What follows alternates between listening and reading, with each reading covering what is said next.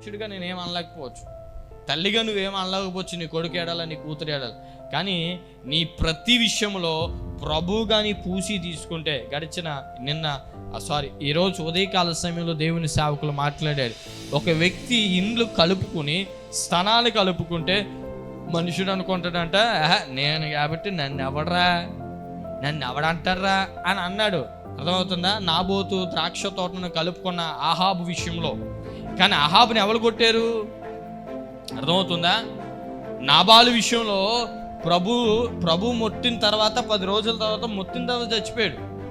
దావీదే చంపేద్దామని వెళ్ళే సమయంలో ఏమైందంటే భార్య అర్ధంగా వచ్చి నిలబడి అంది. అర్ధాంగి అంటే అర్థం ఏంటంటే తన శరీరంలో సగ భాగం అని అర్థం. ఆయన చచ్చిపోతే నేను చచ్చిపోయినట్టే. యోబు భార్యలాగా ఏమి ఫీల్ అవ్వలే. ఆ తల్లి గురించి చెప్పాలంటే ఇక్కడ స్త్రీలు ఉన్న మీ అందరికీ ఈరోజు స్త్రీల సమాజం అయిపోతుంది. ఆ విషయం నేను ఈరోజు మాట్లాడను, కానీ వాక్య భాగంలోనికి వెళ్తా. నాబాలు విషయంలో తన భార్య చేసిన ఒక మంచి విషయాన్ని బట్టి తన భర్తను కాపాడగలిగింది. కానీ తన అహంకారం ఎవరు తన అహంకారాన్ని దేవుని ఎదుట నిలబెట్టగలిగిందా? దేవుని సన్నిధిలో ఉండగలిగిందా అంటే ఒక మాట చెప్పాలండి, కరెక్ట్గా 10 రోజులు బ్రతికాడండి. నాబాలు చచ్చాడు. అహాబు తర్వాత తన జీవితాన్ని క్లోజ్ అయిపోయింది. నాబోతుని చంపించాడు.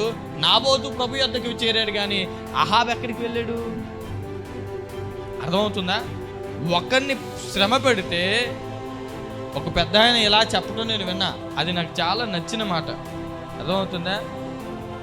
లేనోన్ని, అర్థమవుతుందా, బలవంతుడు కొడితే బలవంతుణ్ణి భగవంతుడు కొడతాడట. బలం ఉందని, జ్ఞానం ఉందని, అధికారం ఉందని, అథారిటీ ఉందని, అర్థమవుతుందా, చట్టాన్ని నా చేతులకి ఎలాగైనా తీసుకున్నా నన్ను ఎవడు అడిగేవాడు లేదని అనుకున్న వీరందరికీ చెప్పే విషయం ఏంటంటే, ఈ బలవంతుణ్ణి ఎవడు కొడతాడు? భగవంతుడు కానీ కొట్టాడంటే ఏమాత్రం తినటానికి కూడా భూమి మీద నూకలను మనకి మిగలవు. అందుకే నా తండ్రి చాలా పర్యాయములు నాకు ఈ మాట చెప్పేవారు. అంటే నాకే కాదు, మా కుటుంబంలో అందరికీ చెప్పేవారు.